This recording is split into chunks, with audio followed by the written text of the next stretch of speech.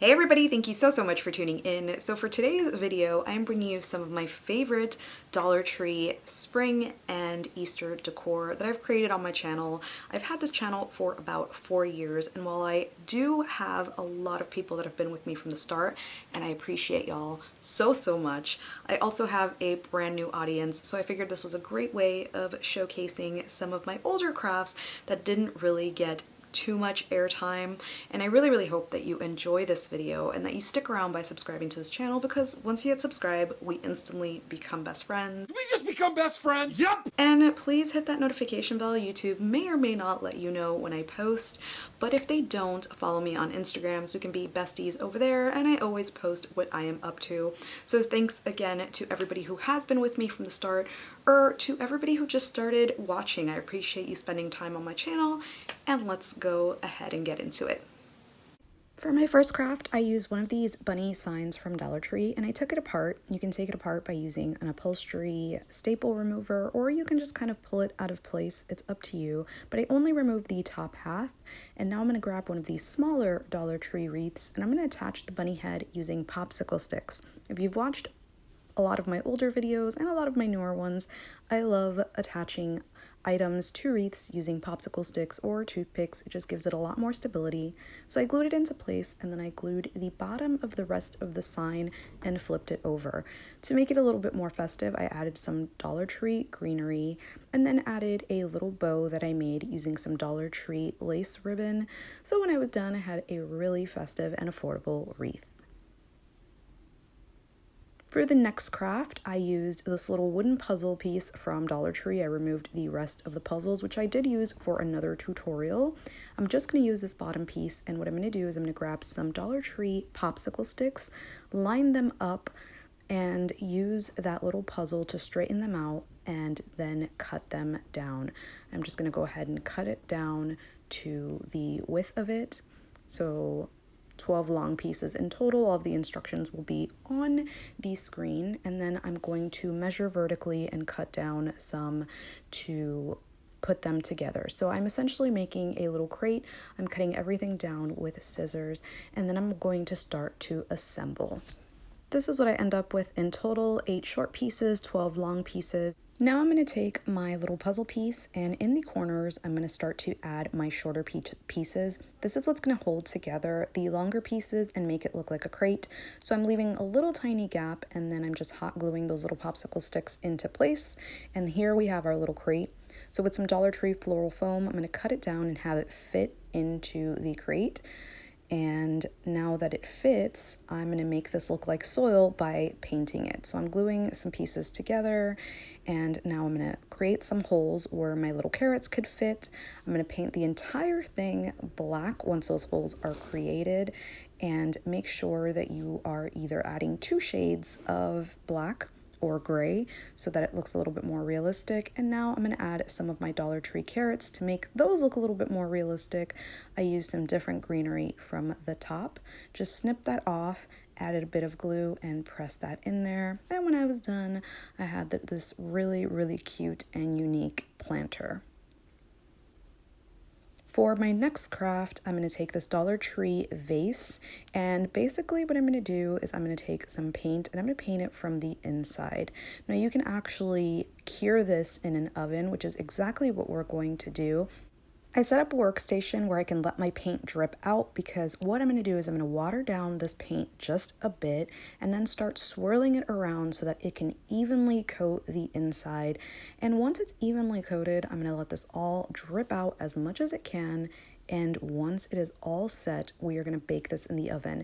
The instructions are going to be on the screen, but make sure that you bake this, especially if you're planning on using this with real floral, and wipe your rim. So face up, I put this on a baking sheet, and we're baking at 350 for 30 minutes, and let the glass cool down inside the oven.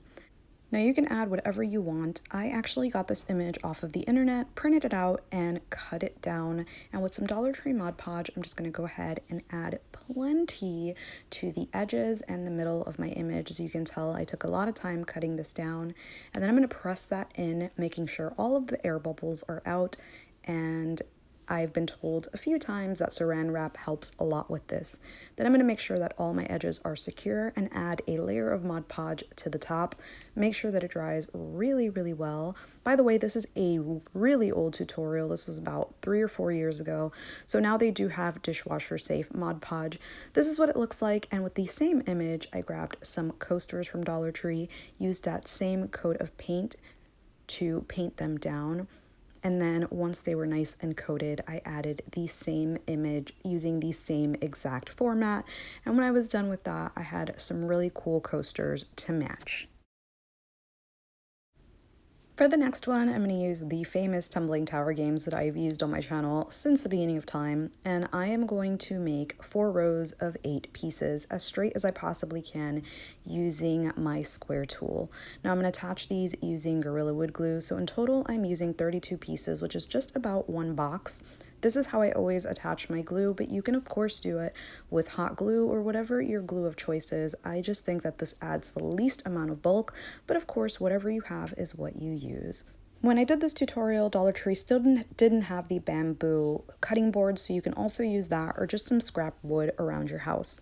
So I'm going to go ahead and sand off all of that extra glue just so that this can stain nicely. And I'm going to be using my Minwax Dark Walnut. This is probably the same stain that I've been using throughout my entire channel. When I'm staining, I usually like to let it dry overnight, and with a regular pencil or a colored pencil, I marked out where I wanted to write "Welcome to our patch," and with a paint pen, I went over it. Or you can just freehand the entire time, use a Cricut, use a Silhouette, whatever you have. Dollar Tree does have some really great stencils now. I grabbed this little piece of lavender from Walmart, and I'm going to use this as a little carrot stem. So now I'm going to just draw my carrot shape, glue my little stem into place, and continue to write our patch at the bottom. I'm doing this so that I can have everything as nice and even as possible. I hot glued my stem in place, and then to create the carrot shape, I'm going to use this split pea. You can find this at Dollar Tree.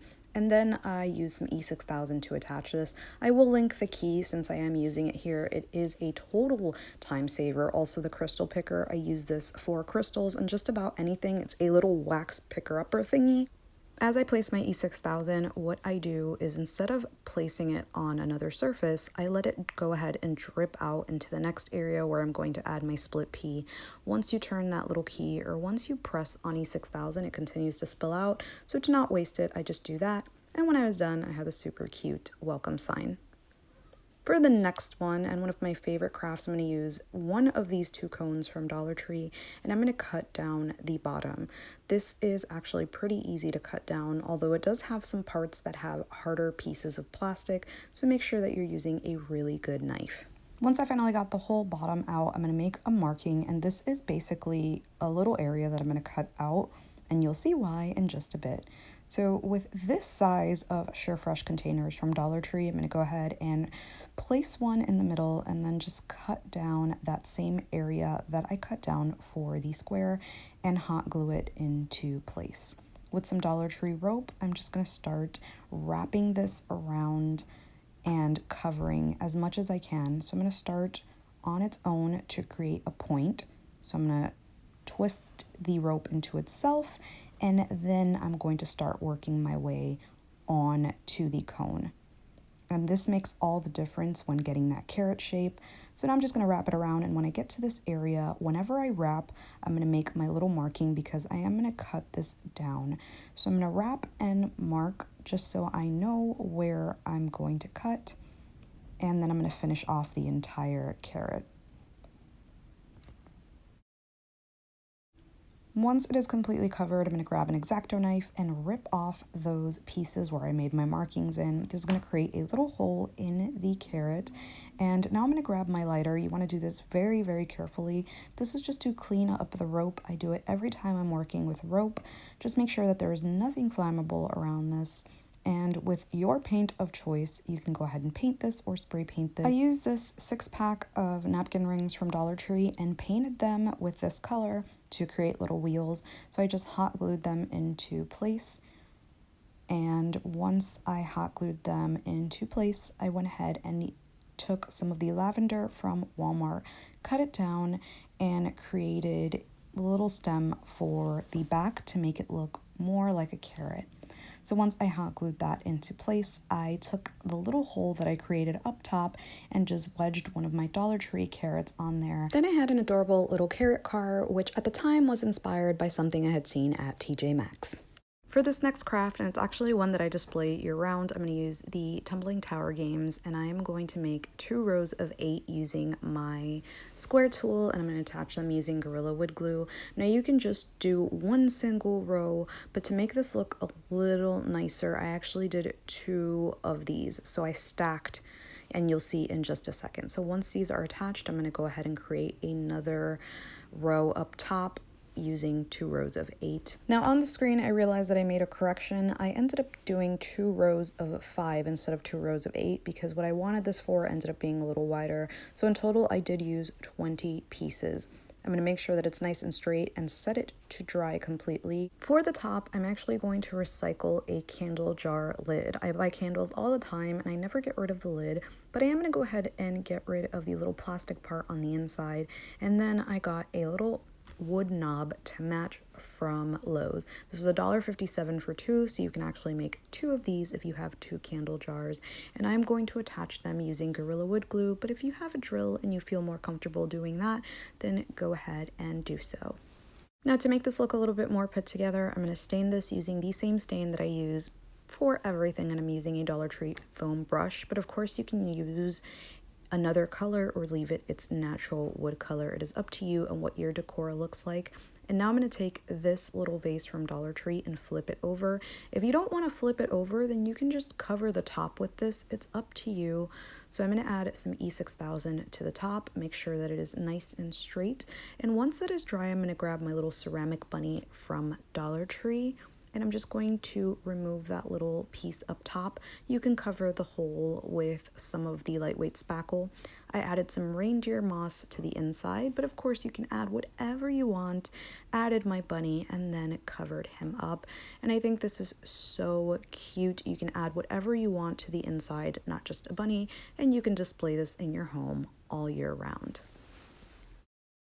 For this next one, I'm using a 6x8 stretch canvas from Dollar Tree, and with my upholstery staple remover, I'm removing that. But if you don't have this, you can always just use an X-Acto knife and cut around the little stretch canvas part. You really don't see the back. So now I am just going to cut this down to size, and I am going to create kind of like a little paddle. So with this Dollar Tree wooden spoon, I'm going to cut that down, which this was a little tricky. So I'm going to make my mark so that it is as straight as possible.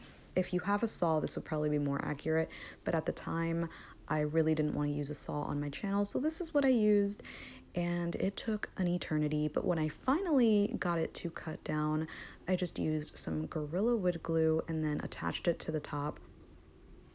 I made sure that this dried really well, and with these stickers from Dollar Tree, these are wall decals, I grabbed my bunny one, pressed it in. You can of course add some Mod Podge to that, and then I glued it onto the back of the canvas so that you cannot see it. Use some hot glue, use some of your wood glue, whatever you want. And once that was dry, I added some of my lavender pieces from Walmart, which I love so much, just to give it some cute little details up top. And when I was done, I had this beautiful decor which can be used in your kitchen or wherever you want.